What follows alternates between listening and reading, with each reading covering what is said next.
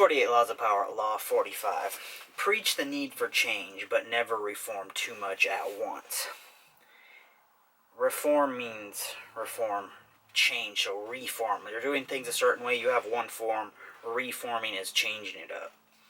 Everyone understands the need for change, but we are creatures of habit. So listen, we all run on habits, on patterns. Okay, let me adjust this camera a little bit. Okay, so we all run on habits, on patterns. We're used to doing the things that we do. When we deviate from those things, when we feel like something is trying to make us deviate from those things, we don't like it. Okay, we feel fear, we feel terror, we feel the unknown. So I like people that are younger, they don't necessarily have an ingrained pattern. Someone that's older has lived a pattern for longer, so they're harder to move. Harder to get to do new things, different things. If you are new to an old way, respect it and change it gradually if needed. So,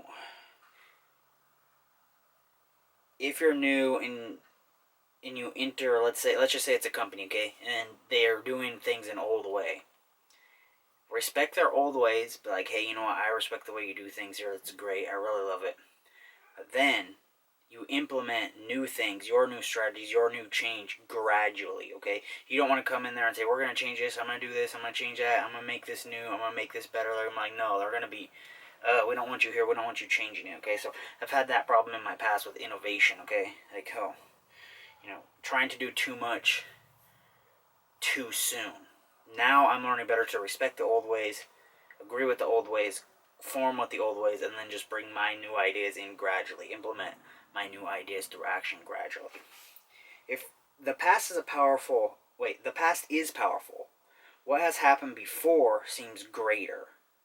Habit and history give any act weight. So if something has a long history, then it gives it weight because people think it's true. Okay, oh yeah, historically this has happened. Historically, we've been in business for 30 years. It gives it weight, like they can feel that you've been there, you've been doing this, you know what you're doing, okay? So that's why you see a lot of business, serving this area for 30 years, serving this area for 40 years. Yeah, I've been an expert for 30 years at this. We feel some type of way when someone has had experience from the past, and experience the past is just simply habits, doing the same thing over and over. That's how you gain the experience. That's how you have a history. When you disarray familiar, you create a void, so nothing, or a vacuum. People fear the chaos. People fear chaos and they'll feel the void. So if you create a void by introducing something new, people will feel it, okay? They'll either feel it with shunning you, like, hey, no, there's a void, you're making us feel weird, you're taking us away from what we know, get out of here, So you got to be very careful when you're introducing new ideas, when you're innovating, when you are trying to implement the things that you know will work, or just simply your ways. You got to be careful with that. Understand, the fact is the past is dead and buried, okay? It's dead, it doesn't matter anymore, it's the past. You have room to reinterpret it to support your cause. Tinker with the facts. The past text is a place to safely insert your own line. So it's basically taking, stuff from the history books. Take, let's say, studies. Let's say there's a white paper study from Harvard that's from the past. Whatever your mission is, get the facts from that, from the history text, and use it to prove your point, to further your power. Hey, the reason my movement is the best, the reason that we should implement these things, is because I looked at the history of the subject from Harvard, and this is what I found. I found this, and that supports my new way of doing things. And we have to change, but we're going to take it gradually, okay? It's going to be very simple. You're barely even going to notice the change that we implement. We're not going to get started right away. No. We're going to leave things the same, and we're going to see if we can fit what we can fit in to make it more enjoyable for all of us. Human psychology.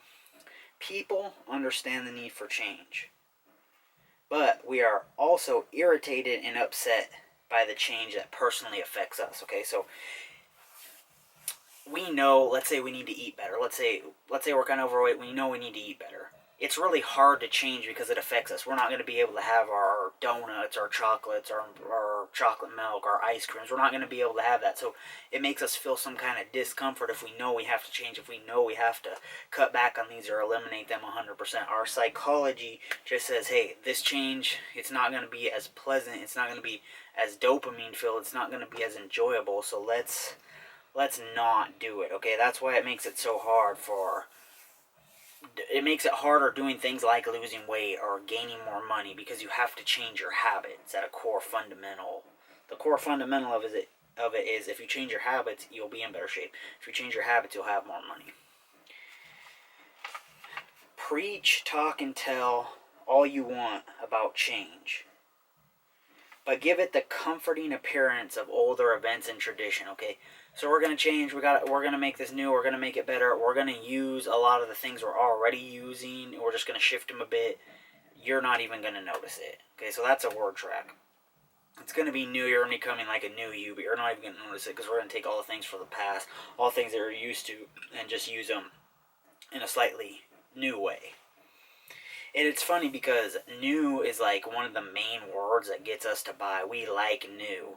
New is different. New is technically change.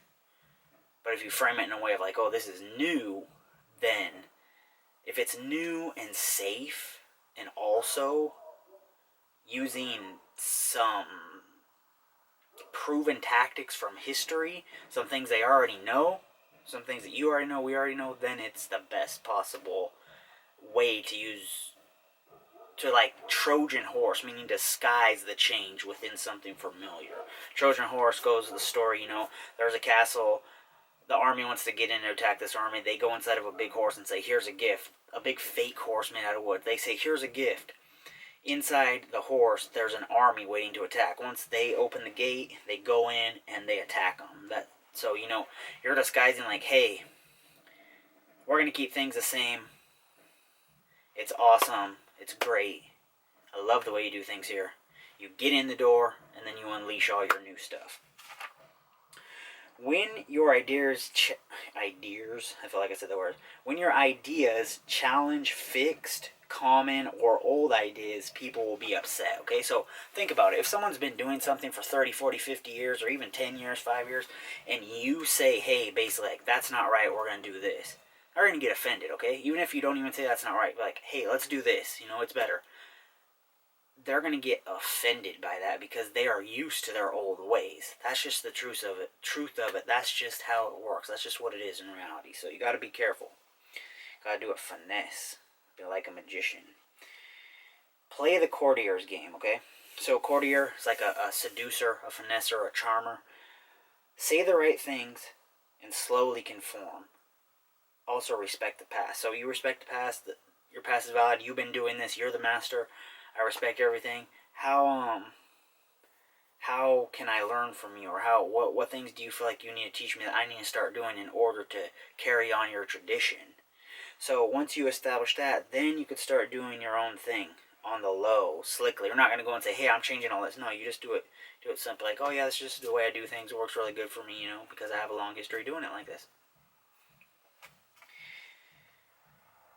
Let's see. Okay, so changes can't be too drastic or ahead of the times. So if you introduce an idea that's so far in the future that may work like 30 years from now, but people can't really grasp it, they're going to think you're crazy, okay? So if your idea will work, if it's super advanced and super, like, let's maybe even technologically advanced or something, like some piece of foreign technology, like alienistic technology, you have to be able to tell them, hey, this is how it works right now in this time. It's the future. Everyone's going to have this in 2 years, okay? So 2 years, people can imagine, like, oh, okay, yeah. But if you're like, oh, it's going to be everywhere in 30 years, like, you're not even going to need to step out of your house because everything's going to be VR. Like, you'll be able to eat your groceries through VR. People are like, no possible way, okay? Even if it is, you have to gradually give them the change. You have to gradually introduce what you're preaching, what you're telling, into the trends of the current time. Make it seem as if there will be no change. Fill empty space with new rituals. So actually, let me not say both of those together. Make it seem as if there will be no change. So like I said, we're gonna adhere to the old. Hey, I'm new here.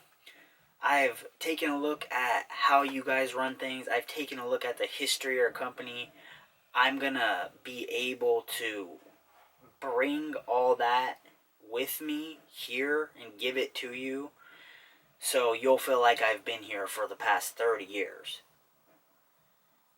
Then once you do that, you do the change silently. Maybe you have to talk to a few people, but you do it in such a way that they believe you're just maybe even bringing something from the past here. It's not necessarily anything new. It's just something maybe in the past they forgot about or overlooked. So the reversal is, don't create fear or voids that cause terror. So the fear is like, hey, we're going to change right now. There's no time for you to think about it. We're changing. We're implementing all these things. That's going to cause people anxiety. It's going to cause people to be fearful. It's going to cause them terror. It's going to cause them to be like, oh, what do I do? Like, I can't handle this change. So you don't want to do that. And if you have empty space, like people are like, oh, we don't know what to do, if they're ready for change, or you see an opportunity to give them that change, put new rituals in. Put new things that you do, new habits. And just like that, they'll be following your new way of doing things without even knowing that they are doing new things. Okay? So, make sure you like, comment, subscribe, share this, get notified, and make sure that you're following Law 45. Preach the need for change, but never reform too much at once.